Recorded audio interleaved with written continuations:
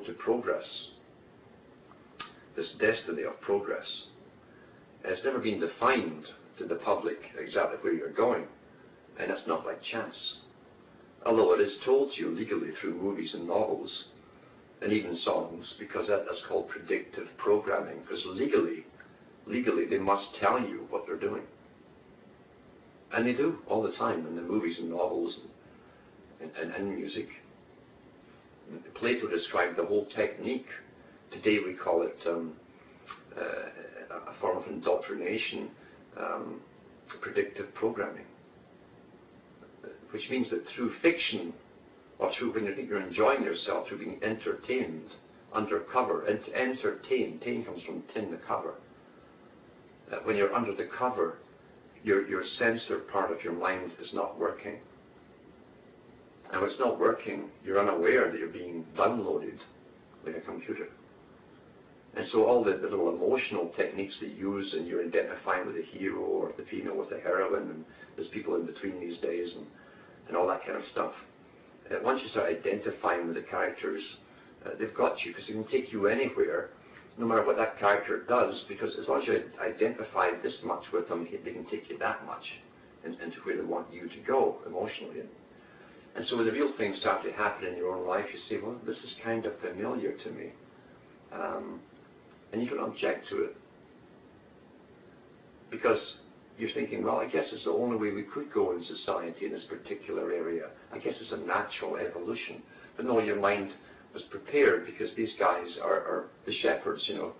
They have another bunch of slaves and scientists that work for them who do this mind control business, and they farm us to an extent. First of all, they know what they want to grow in this field, what kind of crop they want to grow, and how high, and how many. And they first prepare the land, you know. They cut the brush, they plow it, they harrow it, they do all the necessary groundwork, and then they sow the seed and watch it grow, you see, and cultivate it. Well, that's what they do with your mind in preparation for every event that will happen in your life, every major event in your life. You've seen it all through movies, especially in this day and age, and in the last century it was primarily, well, in the 20th century, it was primarily novels and stage plays and music halls, etc. But today it's in everybody's TV, the one-eyed set, the Lie of Lucifer or Ra, you know, the Tell Levi Zion.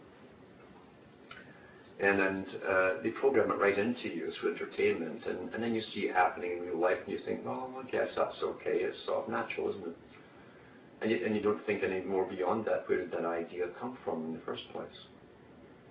It's marketed to you through entertainment. And that's the prime reason for entertainment, is not for you to sit and have music while you chew the grass like good little sheep. It's to program you. And that's why you have to have big bucks to get in to the entertainment industry. Big bucks. And you must be qualified to be a very high degree Mason who knows the score, as they say. Because they can't let any Joe Blow come in. Plato said that thousands of years ago. Culture is created from the top and put down to the people. We're taught it comes from the grassroots, you see, and just sort of withers or blossoms, or like weeds, it grows, and it doesn't, because they can't allow anything to come from the grassroots. Because it's not in their plan. You can never tell the unforetold consequences the most simplest, seemingly innocent thing could possibly do, the rippling effects, and what it would affect, and so on. So everything comes from the top down in this culture creation business.